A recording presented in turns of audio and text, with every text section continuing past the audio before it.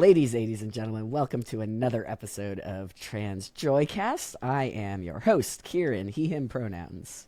And I am Adam, he, him pronouns. And today we're going to talk about marriage. Dun, dun, dun, dun, dun, dun, dun. Who's getting married? Think that's none of your business. I'm getting married this weekend, and I am very excited, and also am not certain that, like, I'm having these dreams where, like, I'm forgetting to bring my pants. And that sort We're of not thing. going to let you walk down the aisle without pants. I It promise. was going to be my preferred method, but that's fine too. Sorry. My bad. Yeah, respect. You do have those sequiny little boy short things That's right. that you could wear. Bedazzled boy shorts. Your bedazzled boy shorts, yeah. Yeah, so Adam's in my wedding party, and what he doesn't know yet is he too will be wearing bedazzled boy shorts. Oh, is that why they wanted my waist size? Yeah. I get it. And leg length. I don't need a leg length for boy shorts. No, I guess you're going to have an inseam of like half an inch. Your half-inch inseam. I'll be fine. Yeah, it's going to look great in photos. So we're going up north a few hours into the mountains and gonna go get hitched there, and it's gonna be a nice size event. It's a lot of our family's gonna be there and a lot of our friends, and we're very excited about it. Yeah. It also means that we got a lot of crap going on, because they are definitely doing all of the bits of marriage, wedding. Yeah. Which is awesome, and and we deserve that. In our community often doesn't get that, so it's fun to celebrate it. Yeah. And do it our way with our people. I think what has surprised some folks, and we're very, very fortunate. Sal's family is just so supportive, and they're heavily involved in the planning and whatnot. And what has actually kind of surprised me about the process in our case is that I think folks aren't sure what to expect at all, or they hadn't been. I don't know that anybody has ever said these words to me in this context at all, but, it's a, quote, alternative relationship, right? Like, gay marriage was only legalized, what year was that? 2013, 2014? I'm horrible at that. It hasn't been long. 2012. Might be 2012, somewhere in there. So not long in the grand scheme of things. And so I think there's been this assumption through this process that Sal and I don't necessarily want to do all the traditional stuff. And to be fair, they're not necessarily wrong. We don't want to do all the, all the... You want to put your spin on it. Yeah, exactly. Yeah, And so I think it's been a very kind way of saying we welcome whatever it is you do. We're very excited about it, and you can hear them sometimes reminding themselves that, oh, actually maybe they won't do the XYZ. It's been cute, but it has surprised me that I was like, oh, I didn't even really think about. Then again, I've only ever existed as a trans person, so I've never, I don't know what other couples getting married experience. Now that I'm talking about it, maybe everybody says that to everybody. I mean, it's definitely a crazy time, no matter what kind of couple you are. That's true. An intense time. That's true. And a really joyful time. Like, we get to gather because Cal's from out in California, right? And a lot of his people from all over the place, as we are wont to travel in our lives and eventually end up in Atlanta for whatever. Now we're here. But all of those people get to be together and meet each other. Yeah. It'll be fun. It's going to be so cool having all my people in one place at one time. I can't think of... I mean, the next time that happens for me and for any of us could be when we are no longer here. So I'm very excited to be doing this way. So anyway, very excited about that. Very busy doing all the last minute kind of planning stuff. Adam, you're married. What was your wedding like? We eloped. That's why I have to ask what it was like. I know, right? Yeah, I just think it's just as people, we're not want to really stand up in front of a group in any way, shape, or form, ever. You wouldn't know it by all the trans choice stuff I do.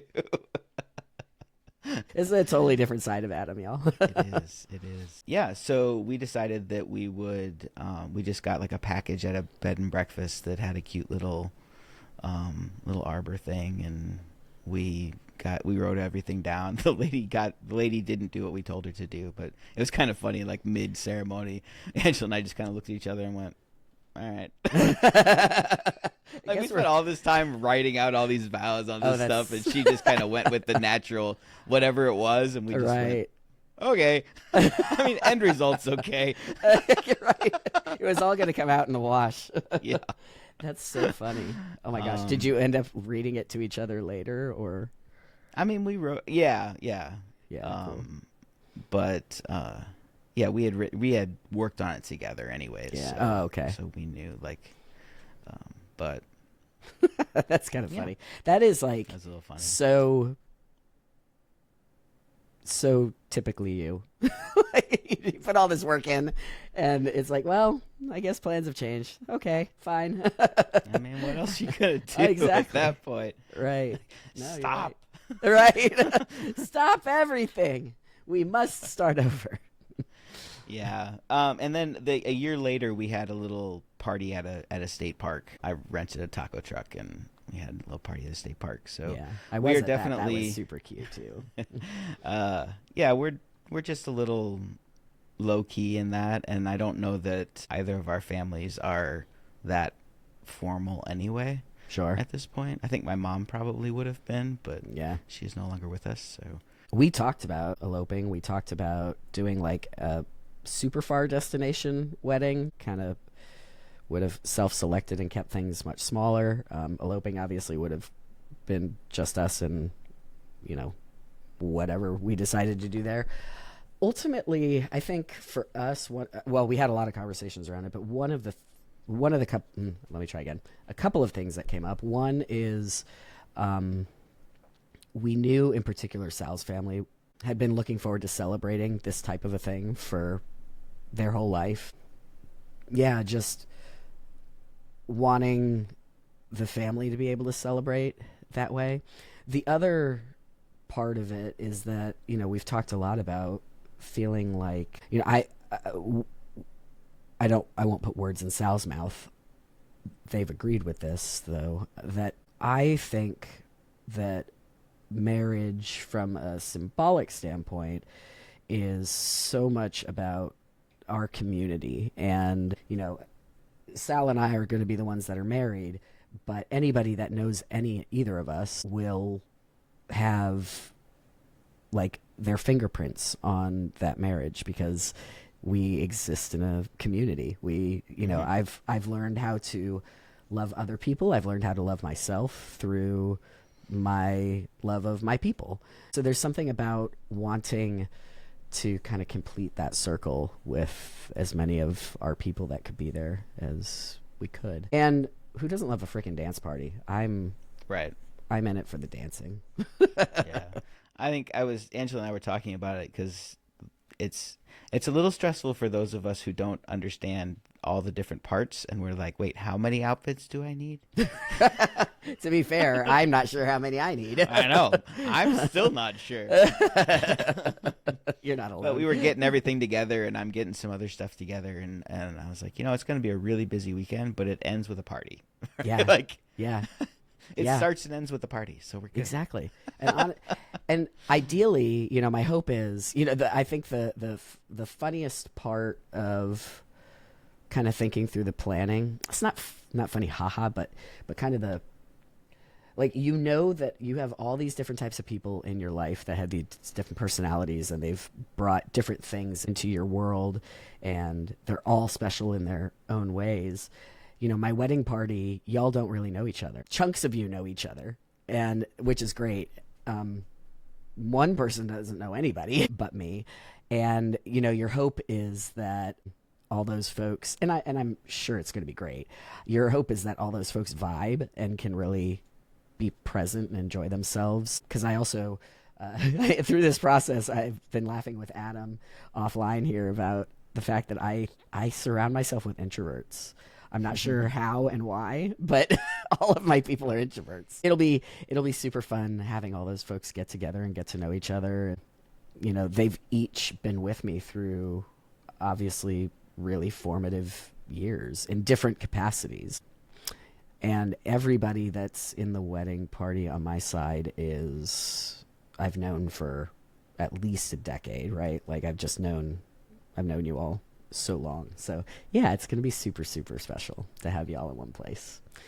Yeah. Sal's wedding party. So here's how we ended up with a big wedding party. Sal has a really big family. They have a lot of siblings. Sal was like, okay, I think here's the stack of people that I want / need in my wedding party. And I was like, oh, okay, cool. Very fortunately, I have like those folks that I'm close with in my life. Calling up your barber. What you doing Saturday? Right. Oh no, this is Kieran. Kieran, you saw me last week. Oh, you're busy. Okay. Shoot. So very fortunately, I was able to match. But yeah, it's going to be a big wedding party. It's not the biggest wedding in the world, but it's not a small wedding. Yeah. We were setting up like table seating charts stuff. And the helping side of the family is at like several tables. I'm like, it's good. I'm going to be in a room full of all these people that I know, which is so cool because any other wedding I've been to, short of it's everybody else's family. Right. Exactly. I'm like, I don't know these people. So that'll be neat. And you know how I love to be up in front of everybody, which I really do. You do. Yeah. You do. I love being surrounded by my people. So, yeah. Yay. What, So, sorry. Go ahead. Oh, no, you're good. I was going to ask you, so Sal and I have been together for almost 10 years. We'll be together 10 years this December. When you, so my question here is like, when you got married, how did it or did it not change your relationship?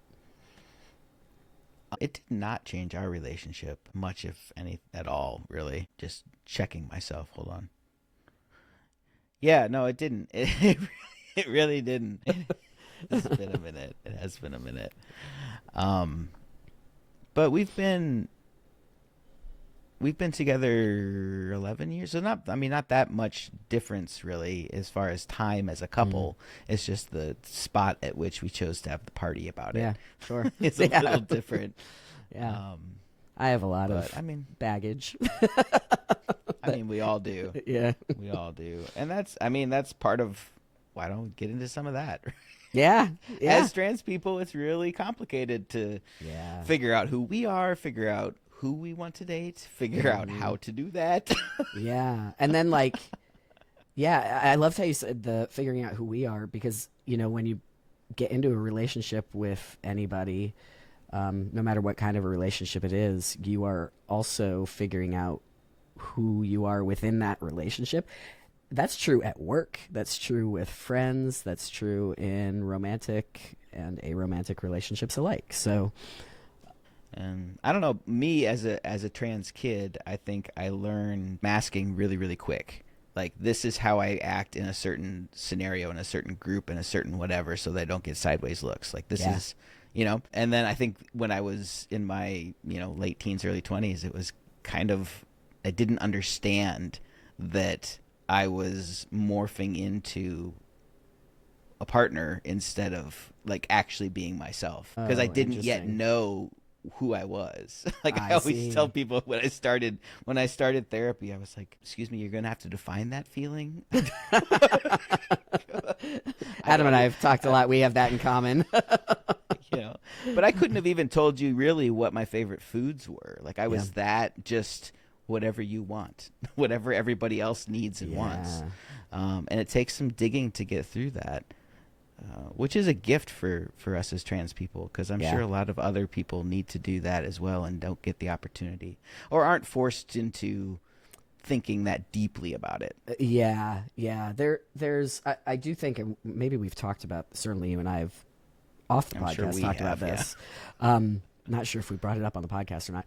That idea that one of the gifts, just like you said, of going through the process of, and it's not exclusive to trans people, but No, it's like a self-discovery process. right. And I think there are certain types of things that can force a human to have to do that, even if you're not necessarily equipped to, because I think, what you can hear from both Adam and I is neither one of us would have been equipped to. And it's probably true for a whole heck of a lot of this world. But we have this opportunity to, and we're sort of forced to, and it is difficult and painful and hard. A lot of work. And the beauty of it is being able to, like you said, let go of giving a shit about what the constraints appeared to be for so long, because we're just enforcing them ourselves. So, I will say that, like, I like to point out that it's never an all or nothing in those situations, that it all, like I've said this before, it all holds weight. Whether it doesn't have to hit super hard, but all those little glances add up. Yeah. That's even true. Even if we are secure in ourselves and secure, like, not to get into our current climate too much, but like just the idea of existing as a trans person right now, whether anybody spots you, interacts with you, says something bad to you, any of that, like just the act of like your body is on alert. Yeah, high alert and, all the time. And it's true. That's exhausting. Yeah. That's exhausting.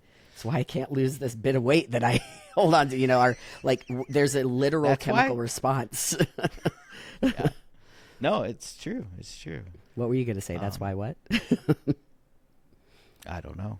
Sorry. Glad we had that moment together. I know. That's good. This is, if ever you have sat listening to us and you've wondered, gosh, I wonder what it's like to hang out with them. It's this. It's exactly this. It's this. Exactly. And usually we keep it that way on purpose. That's right. Usually more food involved.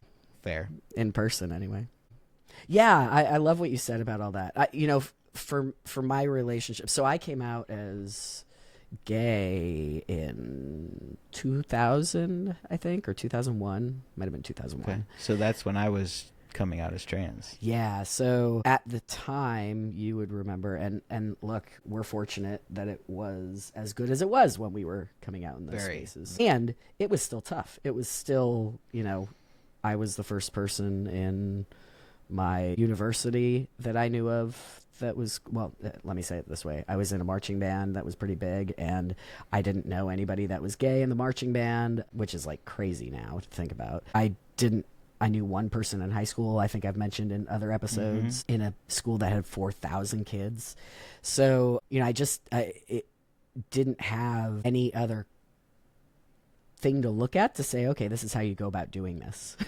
So, and then that was also true for relationships. There were no relationships that I had ever seen that looked like the ones that I was ending up in, right? So and not to say that you can't learn things from all types of relationships, because you do, but it did feel like, as probably many people do in their early relationships, it felt like getting tossed into ice water and being like, I hope I still remember how to swim or know how to swim, and like, oh right, you have to remember to breathe. Like it's just such a different kind of experience when you have nothing to look at and say, oh, I've seen people do this before. And if you throw that kind of identity crisis of transitioning on top of it, that's a lot for a little 20-year-old brain. Tiny brain. Tiny. Baby brain. No, but baby. My brain's not tiny. Just kidding. Well, no. We joke that we have to share brain cells. So. It's true. It's true. There's that. We pass it back and forth. So such a good point. What did growing up relationship wise, like romantic relationship wise, look like for you? I know it's probably a huge question. Yeah, it's a really huge question. I think because it took me a long time to figure out what exactly I was searching for in landing in transition, just because, contrary to some advertisements you might see, we actually spend a whole lot of our lives struggling over trying not to be trans, which is sad. I wish that wasn't the case. But, like I spent a lot of time immersed in religion because I always say that, there's nothing that'll make you read the Bible faster than being condemned to hell. And you're like, what? Where's the instruction manual? How do I not do that? And then you realize, oh, that's not actually a problem. And then I was adopted. So and I found my birth family, and I love that I have all those connections, but that wasn't the problem, the root of the problem. I'm sober, also wonderful that I am that, right, but also not the root of the problem. It's me. Hi, I'm the problem. Yeah. It's me. Exactly. And I mean, wholeheartedly, I blew things up in places that I should not have, just out of fear and no amount of understanding of how to exist as myself in a space, because there was like, maybe we could find a support group, and that was still like flyers on a bulletin board, right, right. There just wasn't a whole lot of connection, and a lot of examples, especially examples of, which is why you and I do what we do. There's not a lot of examples of people that have been doing it for 10, 20 years that we can look to and say, look, I can survive. Look, that guy's doing it. So I mean, and in your 20s, you trip, you fall, you do stupid things. Yeah. Like I said, you blow things up that shouldn't be blown up. Yeah. And I am sorry for all of those things. Any of those people that are possibly listening. Yeah. And then in my late 20s, I was married and then divorced pretty quick. But yeah, for me, it was always, because I was not sure how to interact in a gay sphere. I came out as gay, I think, like 17, 18, something like that. And it was still it was very short. Yeah. But it was of a time when, that's the reason that I got kicked out. It wasn't it was, like, that was big enough. Yeah. at that time, right, which is sad in and of itself. Yeah. So you just feel like you're floundering, trying to figure out how to exist. And again, with the masking, because I also transitioned in the Harry Benjamin standards. So we were there, like, it was mandatory masking from go, and that really it messes with your head, and it teaches you how to have intense walls, because we used to be, and I hope we never go back to this, that it was a period of years that you didn't have any medical intervention, but you still had to present and be Adam, and that takes a toll. Yeah. And that takes a toll on dating. I was just going to say, if the relationship part of that has got to be, I mean, it's hard enough Sal is the only person. So I started transitioning when I was with Sal. And so that, I mean, that's your so I didn't, dating. Right. Yeah. I don't have another point of reference for what that looked like. I do have points of reference for trying to figure myself out and even talk about it in a past relationship, and that went sideways. That for many reasons. That was not specifically the reason, but so I didn't really navigate dating short of the one relationship I was already in. Yeah. Around that. It's pretty intense, especially if you can take the time back, right? If you think about 2000, 2001. Yeah. And trying to have those conversations, figuring out when it is that you tell somebody that you're trans. For me, I ended up kind of landing on, if we go out and we have dinner and I want to see you again, I feel like I want to kiss you, then we're going to have a conversation. And that's kind of where I drew the line. But yeah, you still see on various forums that trans folks are hosting a lot of conversation around that timing. I mean, that is still it's still a question for everybody.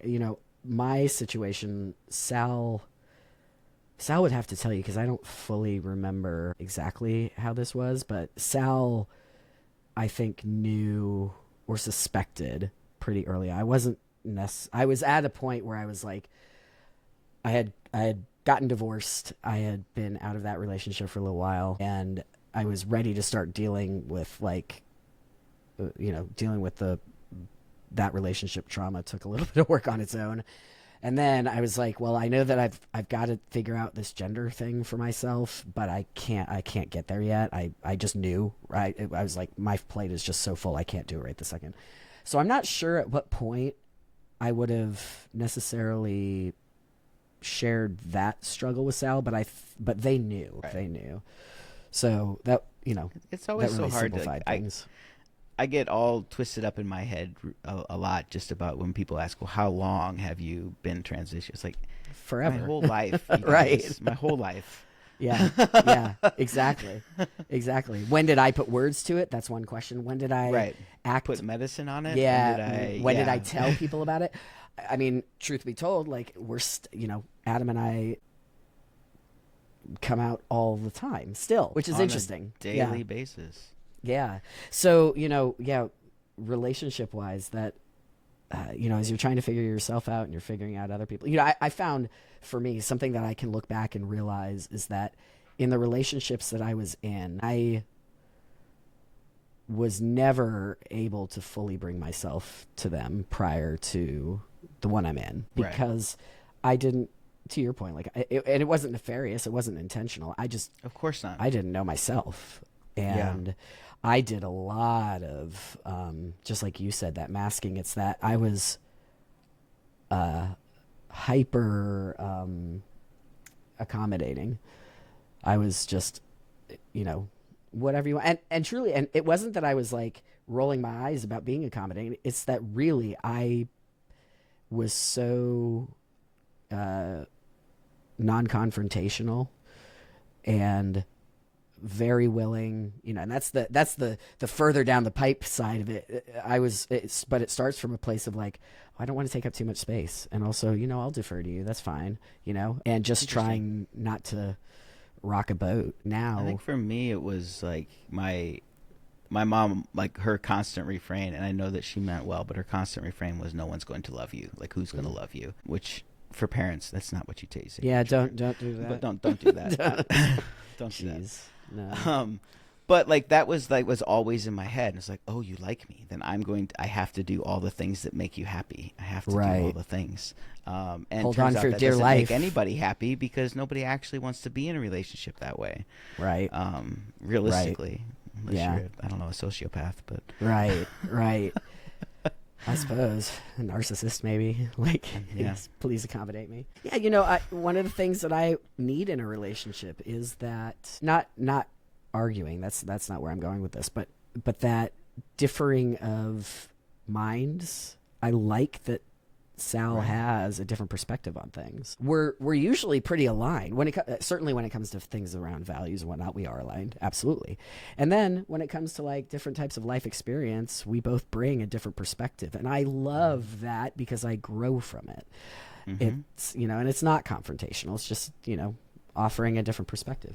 You challenge each other. Yeah, that for several reasons, I'm sure, that are about more than me just being trans, was always kind of a scary thing for me in past relationships. It was not that we always had to agree on things, but like I said, I was very non-confrontational, and any sort of conflict meant that things were going to fall apart. Well, as you had said, that most of us have a series of relationships where we're like, well, I'm going to try and dress like this. I'm going to try and do this in bed. I'm going to try and do, and when you have somebody go, what the fuck? What's wrong with you? You're like, oh, you see that there's wrong with, okay, cool. I won't do that anymore. You know, and that sets that off the list. Yeah. Not okay. Right. Got it. Right. Let's just forget anything like that ever happened. Right. Those are lessons that we learn from tiny people all the way to when we start transitioning, and that's a lot of learning to unlearn. Yeah. That's a lot of hitting your head against a wall before you can really see who you are. I wish that there was an easy way to articulate just how, well, several things really. One, just how stiff I felt. Like, just how it's like being in this body that was super starched, like and just trying so hard to not necessarily conform, because as I said, I'm not as gay, but still figure There's out. a lot of rules even in that community. I mean, that was hard for me for sure. Right. Yeah. I think navigating that and still not quite. Actually, there was if y'all follow us on social media, we posted Adam and Grayson Adam gave the speech and Grayson performed one of Andrea Gibson's poems. And if you haven't seen it, please go check it out. It's go check it out awesome. On YouTube. If for nothing else but to listen to our speech, but Grayson did an amazing job reciting that, and I think because the speech itself was really more for our allies, but that poem is for us. That poem is for us, and I would recommend that you listen to it. And there's a part in it that Adam, you're gonna pull out better than I ever do, because I'm not great at remembering, or regurgitating, but it was like being called gay wasn't quite right. It was like, how do I tell you that it's right, but it's not? Right. I think the line is something like, some person in class called you a dyke and you don't have the language to tell her she's wrong and right. Yeah. You just, and it's like you just show up at at her house promising to paint your fingernails red with what will gush out of her nose if she says it again. Yeah. You know? Right. Because that's all the language that you have as a kid. Shout out to Andrea Gibson, who sadly recently passed. Sadly, yeah. They are an unbelievable artist, poet. Definitely check their stuff out. They've got stuff all over. They have written materials. They've also got all sorts of performance, like videos of their performances and whatnot. And you can track that struggle of transition really easily. And that's one of the reasons we wanted to pull that poem, because it highlights the fact that our existences are all so very different but so very much the same. In that struggle to fit in and not have a culture, not have a family, not have Adam and I talk a lot about the fact that our transitions, obviously, like we've said, happen, like the starting medical point was about 15 years apart or so, something like that ish. And in many ways, that obviously our lives were so different as a consequence. And yet there's still Adam talks about having masked so much and really being forced to under the Harry Benjamin standards. And it, in a lot of the same, and the other side of that coin is that, those of us that transitioned later also did the same thing. We just did it in the opposite way. And so it, that there's you were masking as a lesbian in the same way that I was masking as a man. Right. And that there's a shared human experience there that, both, there was no better. There's no, gosh, I really wish. And actually this has been really good for me, because there can definitely be a point as you grow into yourself that you're like, gosh, I just wish I had figured this out sooner. Well, why? To what would be the end goal of that? You would have lived more authentically yourself? Maybe. I think aspects of that might be true. On the other hand, because of the way things worked before, like Adam did transition sooner and he didn't get that either. Oh, I didn't get that. So and we had to create it. That's what we're doing now. Yeah, and so much of what I've learned in talking about those differing experiences is, again, how very different they were and how alike they were at their core, and how healing that has been for me to not live in any sort of regret of not having gotten there faster. And which, by the way, is sort of it's wasted energy anyway, because you can't go back and change time. I am who I am because of those other experiences that I had as well, and I quite like who I am, so we're all good. But that wish is understandable, and I would just say, knowing somebody who did and getting to know them really well and what their experience has been, I don't know that anybody came out unscathed. No, nobody comes out unscathed, and I think that it's always going to be a struggle, but it's going to be different because of different time and different everything, different family situations, different everything. But Yeah. the core, like friend of ours that I was having dinner with, who's newly trans, and he just, like, by the end of a whole day at Pride, just kind of leaned back and went, "I'm just tired of being perceived." It's like, yeah, I understand that. I understand that to my core. Like, Yeah. it doesn't matter when, like, he's not even a year in, but Right. like, that feeling is the same. Like, I had to figure out how to march my little butt into the barbershop and sit in the chair and Right. figure all that out. Yep. Same. Yeah. Man. So, question for you. Were you usually a person asking people out, or did people usually ask you out, or was it kind of mixed? I'm not sure. I feel like I just kind of tripped into a lot of relationships. I guess I was thinking earlier as we were talking too, like, part of that is the homophobia in the gay community that, because, like, was in that lesbian circle. Do you mean transphobia? Guess what I meant. What'd I say? Homophobia. I'm sorry. I meant transphobia. I mean, to be fair, there's also homophobia. Both are as silly, yeah. but right. yes, right. Transphobia, my bad. But I was living in that sphere as a lesbian, and experiencing, and a lot of my experience around drag kings and around like that allowed me to find myself. But the instant that I transitioned, I was no longer welcome. So it was, but I wanted to be seen. So then on some, like, I've dated men, I've dated women, I've dated, and part of that is just on a core level that I don't care. Right. I've come to understand that about myself and not really feel bad one way or the other. But I think part of it too is just trying to be in that queer circle. Even we talked about being in the band, and I moved here in 2012, and it was many, many years before it was okay to be trans. Like, it was you were not out in the kind of thing. Yeah. You were not particularly out in the band space for sure. Right. Yeah. But at that point, and because so then I'm in this queer space and perceived as a gay man, which is fine, but I'm not a gay man in the same way that I'm not a man. In my opinion, I am a trans man, and that is so much more. I don't want to be just a man, right? We are more than that. Yeah. I love how you just said we are more than that, because you're right.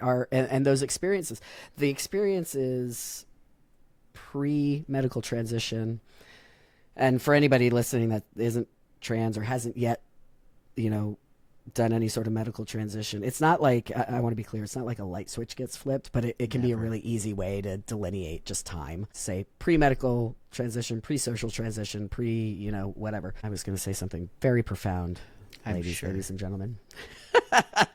Very. Welcome to my brain. And that's it. Oh boy. What I was going to say, honestly. That's okay. Yeah. So anyway, I was kind of the same. I generally tripped into relationships. The online dating was just sort of becoming a thing when I was earlier in a relationship, or earlier in my dating life. I didn't really date, truly date in high school. And so college was really when I started having some fun there. And it was like you, or we were talking about earlier, we don't really know ourselves. We're just sort of kind of figuring out who we are. And that's true of all humans. And then also kind of figuring out, like, oh, who do I want to be in a relationship? So many lessons were learned. So I was like, what it is that I wanted, what it is I didn't want, who I wanted to be and who I didn't want to be, how I wanted to show up or didn't want to show up. Yeah, it was a lot of learning. I don't miss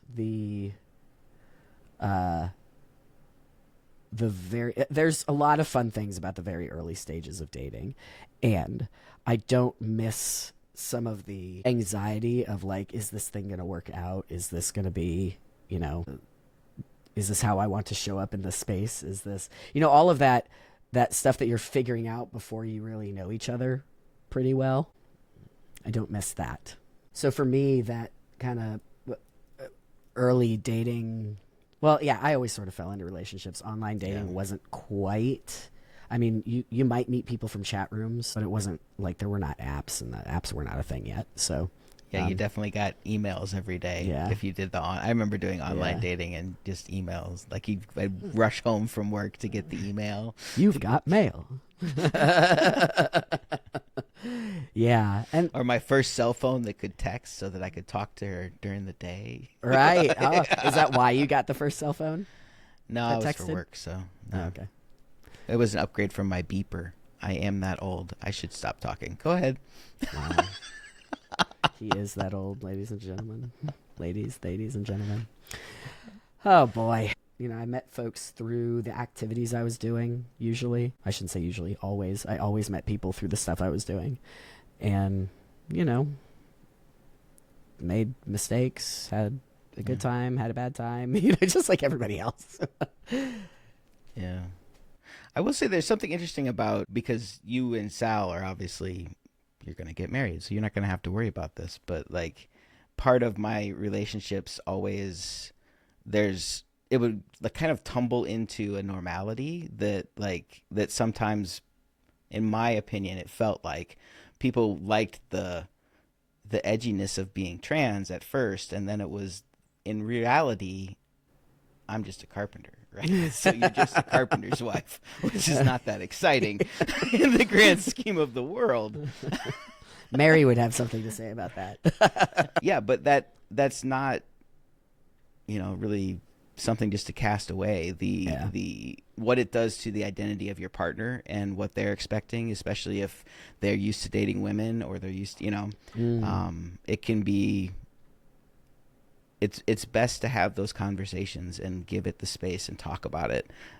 It will solve a lot of problems. Yeah, that's such a good point. And you said something that made me think of when you were talking about having dated men, having dated women. I was thinking, pre-transition, I could only picture myself dating women. Post-transition, and Sal and I are in a monogamous relationship, so it doesn't come up. Doesn't really matter. No, right. But I see gender so differently now. And that's not to say that I could go out and date a bunch of cis guys, but my understanding of the gradient of gender is so different than it was at one time. And so, I don't know if attraction changes per se, or you just are, like you said, you don't care. Like there's a part of my brain that got like shaken clean of the sort of like, we all live in these boxes, and even if you're not in this box over here, you're in this box where just a handful of people are in, but it's still a box. You realize that those boxes are just fake. Right. And so, I don't know that I would have, I can't picture a scenario where I would have enough in common with a cis guy that I'd be like, I can make that work. There's just no there for me. But yeah, I think that cis there are cis men that have grown in a way that. Oh, I'm sure. Yeah, you are correct. You're correct. Men and that's a time thing too. It's like 2000. Hell no. Right. I mean, fair enough. Yeah. Fair enough. Yeah. Yeah. And so people sometimes will ask, like, so you were gay, now, like, how do you identify? And I just identify as queer because I don't actually care enough about, like, my existence is a queer existence. And so any relationship that I would be in, no matter what that would look like, is a queer relationship. And I'm very comfortable with that. That is very... like, great, cool, fine. So I haven't felt compelled to really have to be like, well, now I got to figure out this other label, and maybe I'm a straight trans dude. No, because that is just the way I think of that. That's just a different existence. It's just a different, like, I was never straight. I don't know what that is. Like, I wouldn't know how to be that. if that makes sense. At least in the way that we're taught socially that looks like. So, and what I think that means is that, I think the umbrella, the queer umbrella has really continued to grow and expand and fit more and more types of people into it. And I think that's pretty appropriate. I think that I like that as an umbrella term for folks who are, it's almost like, maybe this is the wrong way to think of it.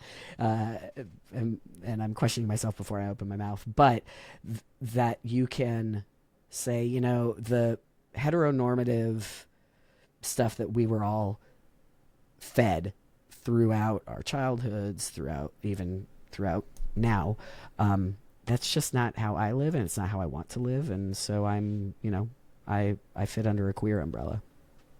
Cool. Welcome. There's no rain in here. It's not true. It can rain a lot. I was gonna say, it's not true at all. Yeah.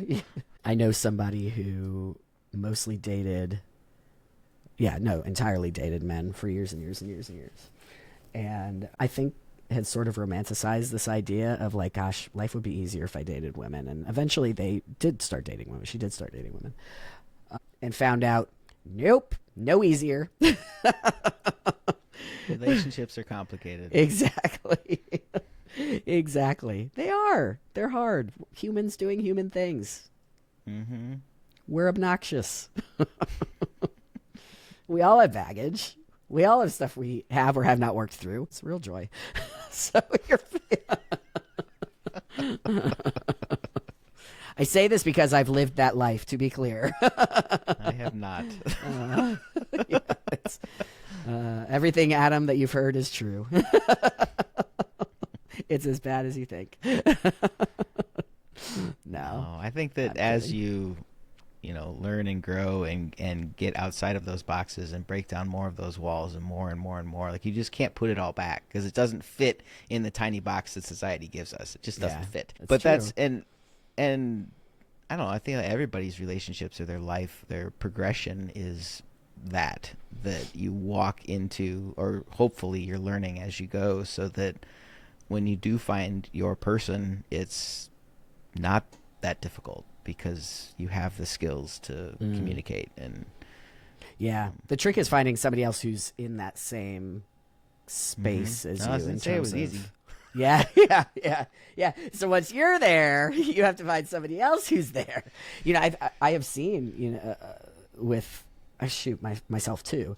I've been in relationships where we were just not like, I keep wanting to say spiritually, but that's not quite the right word. Like, we're just not quite in the same spot in terms of our maturing, as like our souls maturing. I think that can happen a lot, but and that's some of the tricky thing about like being in new relationships is a lot of times you're figuring that out.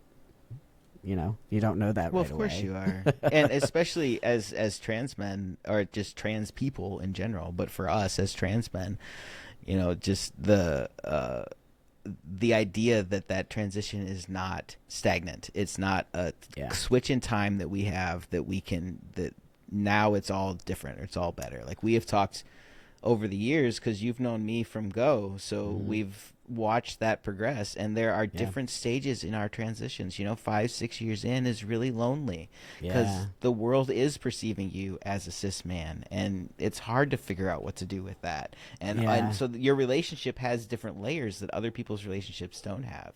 All the more reason we need our community so that we can talk to each other about those things. That's so true. In fact, and Adam and I, over Pride weekend, we did Trans March, which was super fun, and then we met at our local hangout, Felix's. Another friend of ours was there, and we were chatting, and he's further into his transition than I am, but not as far as you are, I think, in terms of time. And he was sharing, he's like, I can't believe how much still changes after, however many years of time, both, and he was talking about physically.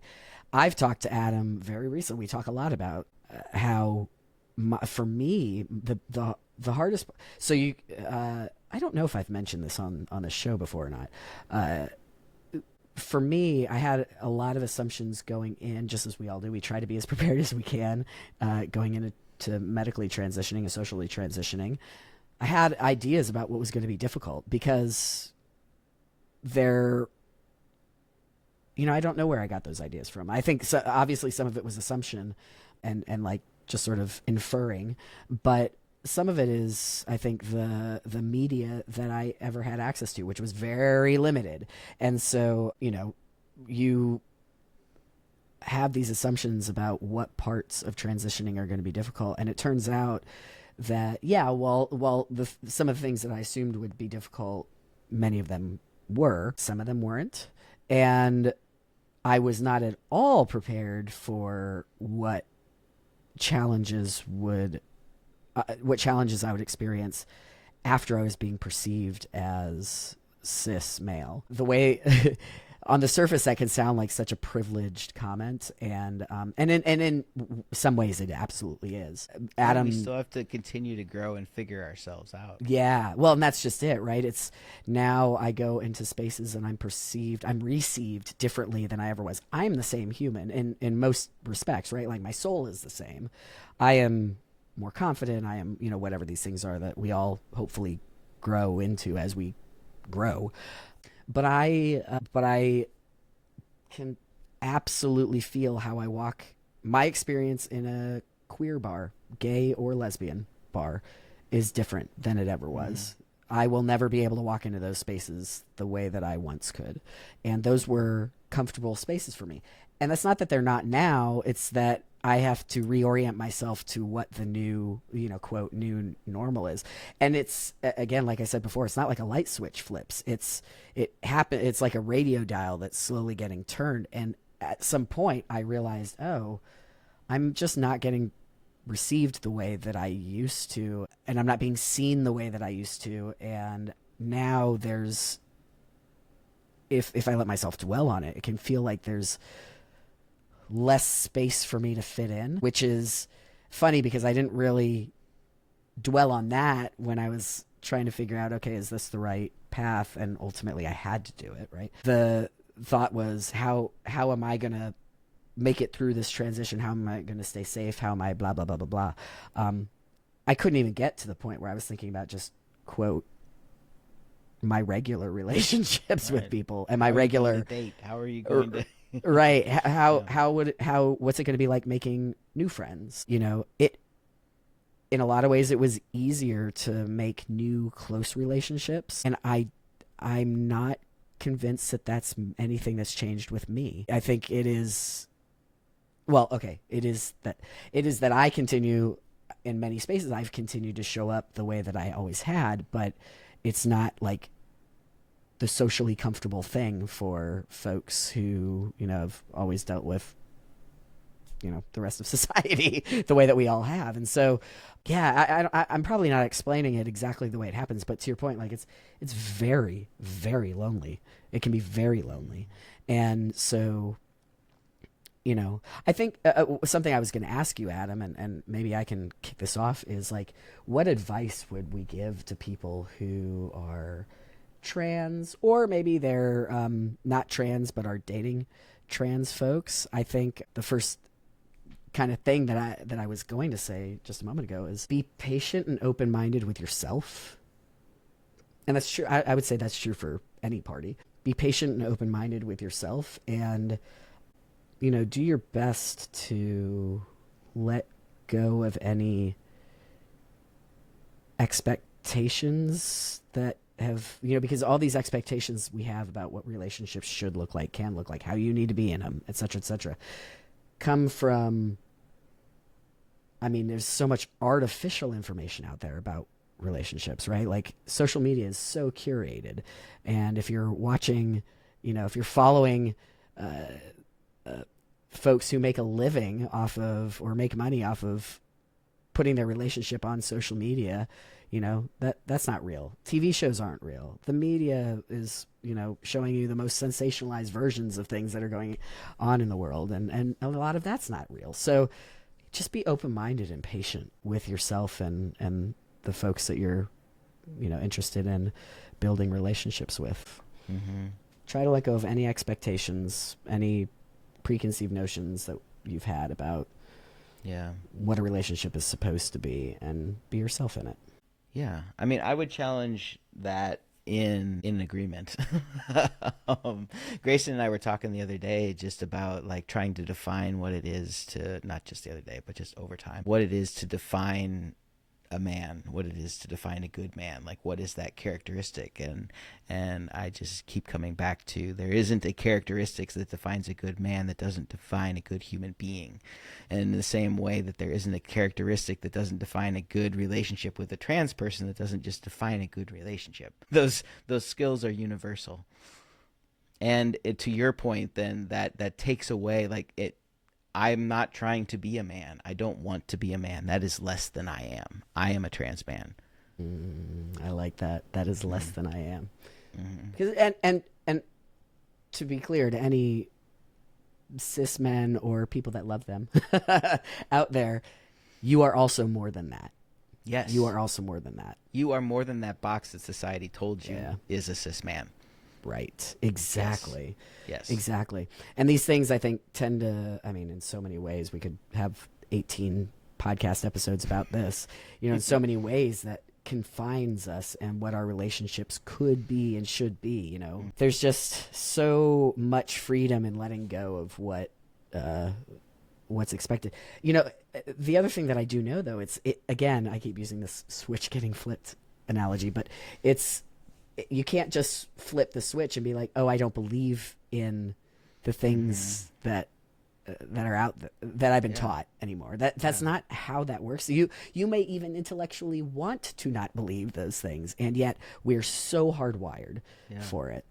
And, you know, so I think there can be that exercise of kind of chipping away at it. And, you know, you're never going to get to a place where those words don't hurt, that the interactions don't have weight, that they don't, like, but it's going to have less and less and less, right? It's just, and maybe there is a way to get to that where you don't think about the fact that you're trans every day. It's probably somebody else's podcast. Somebody else has probably figured that out, but I haven't. In my brain, like, it's just about keeping it falling towards the positive again and again and again. It's stumbling not forward. That the weight isn't, stumbling forward. The weight is there for the negative, but I don't have to dwell in it. If I dwell in it, it gives it more weight and more weight and more weight. Right. Well, and even if we zoom even further out and look at the things that are neutral, like, or, you know, seem neutral, we have the ability to live more deeply than what we're shown that we can do. So much more. And so, you know, I think some of the exercise, as I was saying a second ago, is like chipping away a little bit at our own beliefs, like really taking that moment to ask ourselves, you know, what's an example? This would be such a basic example, but like, why does one person in my relationship, why are they always the one that's taking the trash out? Why is that? That arrangement may work perfectly.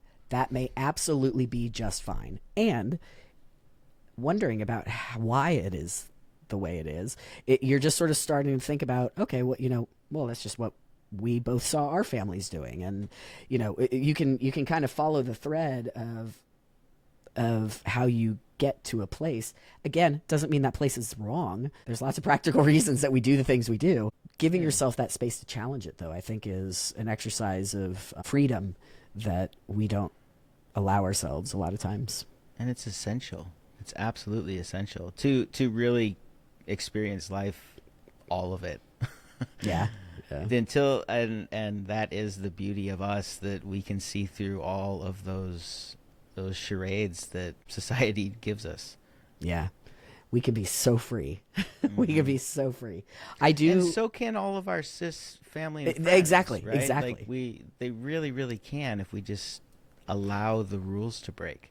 Yeah. I really sincerely believe that at some point, and we're not there today, and it'll be great if we live to see it, but at some point, history is going to look back on the trans community and say that we we played a part in helping set everybody free. That we, in so many layers, we've talked about this before, and this is getting a little further out of the relationship realm, but you know, we have members, every community has trans people in it.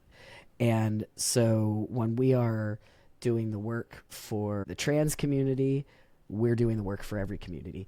And by the same token, when trans people are showing up in every one of those other types of communities, because humans are multifaceted everywhere. And we're everywhere, those folks are contributing to the, what's the word I'm looking for? Liberation of every community. And so I think that our way of being able to exist and live despite all the garbage that is trying to prevent us from doing that,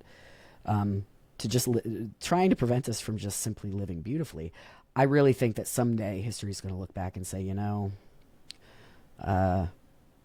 they played a vital part in humanity and humanity finding itself. You know, the goal is for us not to blow each other up before we get there. It's a little out of our control. Yeah, exactly. That's why we put our effort into community building and the things that we can do, and we can create a space where we can see each other. Yep. And that's good enough for us for right now. So any other wisdom that you would share? Okay, so I'm about to go get married. What advice do you have for me? Your wedding looked a little different, but what advice? A little different. There definitely wasn't a seating chart. There was probably no sitting. What advice would you have for me this weekend?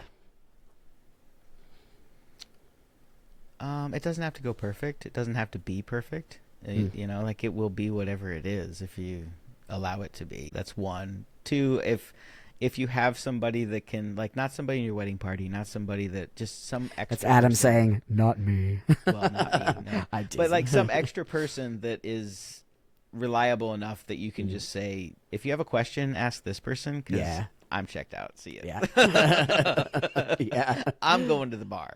Right. That's right. Have fun and trust that your photographer will take the pictures. It will be fine, and just enjoy your people. Thank you. Yeah.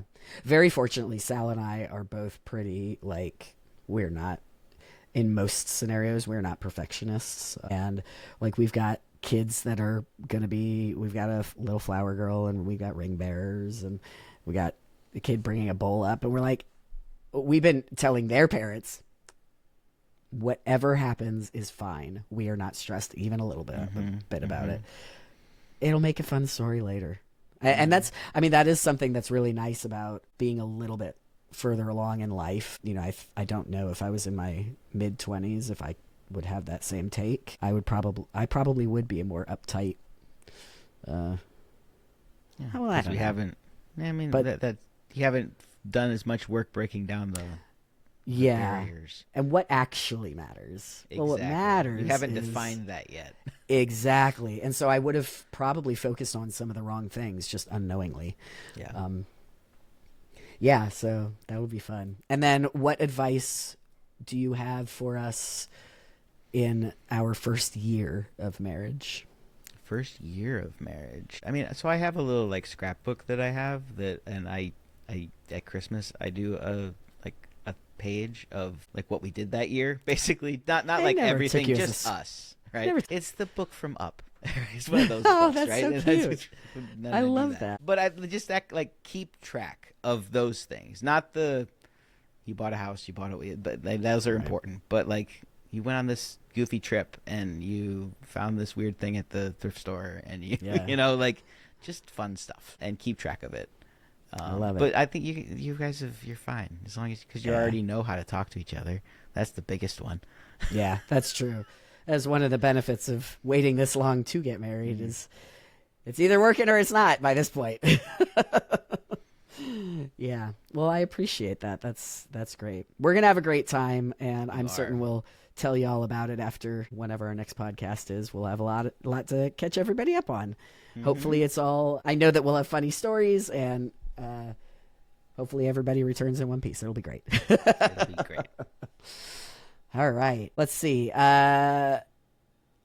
upcoming stuff, we'll give some just general upcoming content. We are going to have Day of Giving coming up because can you believe Thanksgiving is about to be here? I know, right?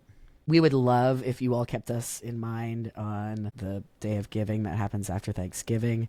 We are constantly trying to raise money for making sure that we can host these events that we put on for folks, that we can figure out creative ways to offer micro grants, that we can do that sort of thing. We have some folks who donate very small amount regularly every month. We're so appreciative. Honestly, that keeps us afloat. Exactly. Any spare change is so appreciated. You can find out how to, like, where to send money if you happen to have some spare change lying around at trans-joy.com. And there's a big button right there. button. You can click donate, and it'll send you a tax receipt. Obviously, if it isn't at a detriment to you. Yes. And think about that there's a lot going on in the world right now, and a severe lack of funds for almost all of it. Yeah. Think about the way that you're giving money, and not that you have to give it to us, but think about grassroots organizations, the people that are actually helping communities. I think that is incredibly vital right now. Yeah, thank you for saying that. That's the bottom line. Other than that, we're careening towards the end of this year quicker than I can even believe. So stay tuned. We've got some events coming up as usual. Some stuff that we've done on the website. If you are looking for a way to follow us that is not something like Facebook or Instagram or what have you, get on the website. We've got a calendar of events up there, and you can follow all the exciting things that we end up doing. It's been a lot of fun. As I said, this last weekend we did the Trans March, and then after that, that's something that happens during Atlanta Pride. And then after that, we all went to our local hangout and had a really good time with folks popping in and out and hanging out with us, which was great. We do all sorts of stuff. So check us out. The events, if you click on the events button, it will add it right to your calendar and send you a reminder and all that stuff. So. Yeah. I also know that we've got folks who listen to us out of state and out of the area. So if you're ever in the area, definitely reach out. Tell us ahead of time. Yeah. We'd love to say hi if we're able to get something together, or even if we're able to meet up for coffee or something. We would love that. We love that sort of thing. Yeah. Community is so important, and it's our favorite thing. All right. So I think we have reached the part of our broadcast. This isn't really a broadcast, is it? Someday. Maybe. Then nobody's going to need us live, probably. We're going to need 30 minutes to just introduce the show. So we've entered the part of the podcast where we get to talk about our joy, our current joys.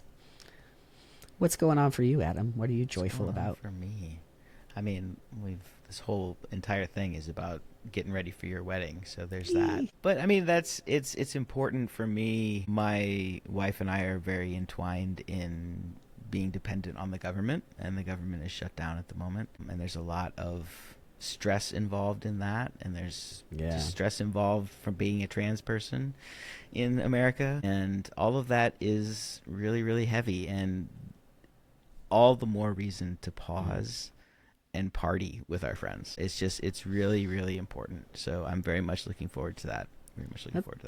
I love that. That's such a great point. You know, my joy is also this upcoming wedding. I think that, I have a lot of, I don't want to say mixed feelings about the wedding at all, because that's not the case. But I have a lot of mixed feelings about things surrounding the wedding. So, for example, we're going to combine our last names, but I can't do that yet, or I don't think it's a good idea yet for me to do that because of the name change process. If I go through the name change process and the court moves forward with deciding whether, the government's allowed to revert our gender markers and all, I don't remember all the details of that, but things are kind of in limbo there. I don't want to change my name and risk having my gender markers reverted. So so there's pieces of getting married that kind of in the background are like, come on, like why can't this just be more straightforward? But you know, and of course the question that is, I think it's still sitting in front of the Supreme Court around whether they're going to entertain the idea of, I don't know how I would say this, canceling gay marriage or like undoing gay marriage. You know, that's a very real question that is out there right now. And so if my gender markers get reversed and then I'm in a gay marriage, like, so, you know, there are these things in the background that are a little further back in my mind, but they are ever present. I am so leaning into this being a celebration with the community, because I don't care what ultimately the government does or does not do. I know who I am. I know what our relationship is. I know that my community is in that with me. And so come at me, you know, and I there's another part of me that's also a bit like, I have a tendency, if somebody is going to tell me I cannot do something, it makes me kind of want to do it more. Not that anybody's telling me I can't get married, but it's like this society is telling us we can't have these things and shouldn't have these things. And I know, to be clear, I know it's not all of society, but there are some loud voices that are telling us that we should not have these things. And I love that this is also a big fuck you. Like, yes, we can. We absolutely can. And you, whoever the giant invisible you is, you are not the arbiters of joy in my life at all. So this is just a really nice chapter mark of us being intentional about being joyful and doing things for ourselves and each other that really exposes the beauty of each other. So it's going to be a big old queer wedding. I'm super excited about it. And it's such a good time to remember, not like, yes, we need to be shouting to the void in a lot of ways, but we also need to recognize that you're shouting to a void and that your energy, like, it just turn around and look at your community and have some of that. Just a little bit. If nothing else, just to fuel you to fight some more. But don't forget to turn around and look at your people. Yeah. I love that you said that. This is the type of stuff that we are fighting for. It is the ability to celebrate ourselves as humans, just like anybody else should be allowed to. And if we're not taking the time to do that, what are we doing? Like, what are we even doing this for? Yeah. So yeah, I love what you said there. Well, so I can't party. Yeah, I can't wait. Let's do this. I got to find some pants. Figure out how many outfits I need to bring, etc., etc. Yes. And then when I know, whichever one of us figures it out first, maybe we'll text the other. Don't trust me. I don't trust me either. No. All right. Well, Adam, I love you tons. Listeners, we love you from here to the moon and back, and we're always so appreciative of you tuning in. And yeah, I think that's about it for us here at Trans JoyCast. Love ya. Mwah. Till next time.